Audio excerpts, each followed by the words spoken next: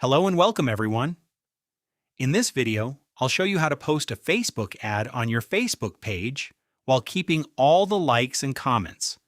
Follow these simple steps to publish your ad to your page. First, look at the left sidebar and click on All Tools.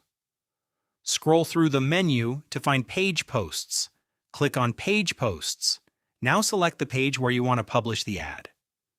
Choose your page from the drop-down or list. Next, click on Ad Posts.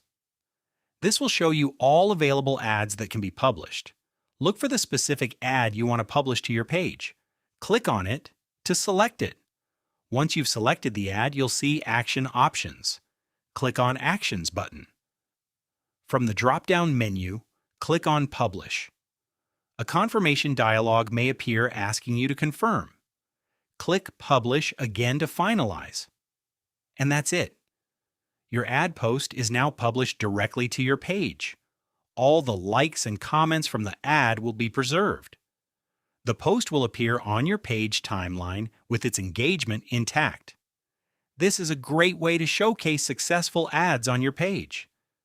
Thank you for watching. Don't forget to like and subscribe for more Facebook advertising tutorials. See you in the next video.